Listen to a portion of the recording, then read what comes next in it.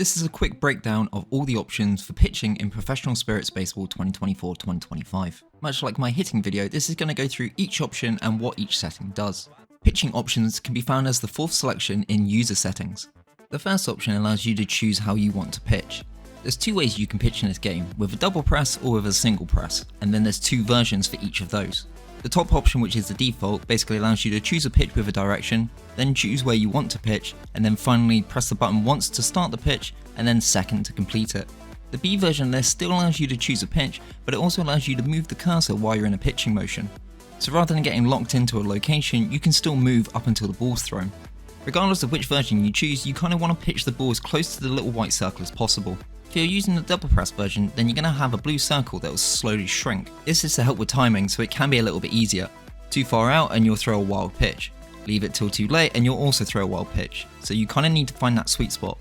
You won't see this with the single press version because it's determined by your pitcher's stats. I'd recommend going into the training mode and just getting used to the timing. The third and fourth options are the single button versions. The A version, you choose a pitch again, choose your location, and then just press the button once. The power will depend on the strength of the pitcher. The B version still allows you to choose which pitch you want to throw, and also still keep choosing the location before the ball is thrown. And again, the power is determined by the pitcher's stats. The next option down is the assist level. Much like the batting assist, this helps with the timing of the button presses. This option will be grayed out though if you are using a single button press to pitch. There's 4 levels you can choose between.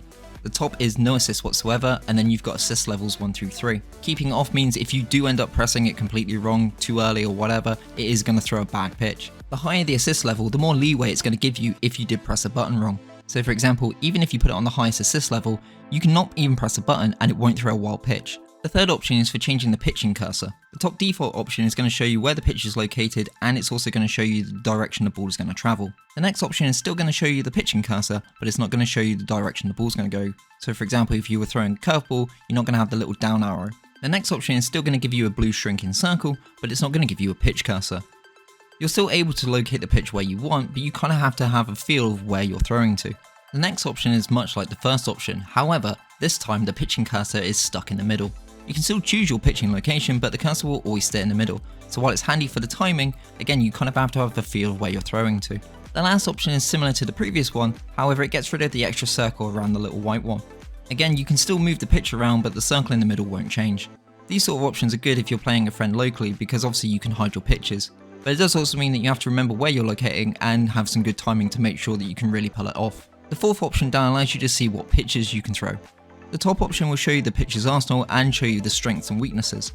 The second option will show you the pitcher's arsenal, but it won't show you how good or bad they are.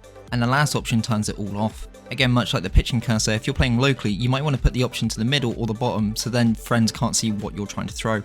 The fifth option is for changing the prediction guide. The top option is going to show you the predicted path of the ball along with what type of spin it has. The middle option is going to show you the real path of the ball. Think a bit about where it's actually going to end up in the catcher's mitt. As you can see from these examples, it's the same curveball, but where it thinks the ball is going to end up is 2 completely different spots. And finally, the bottom option just turns it all off again. The very last option is kind of a pointless one.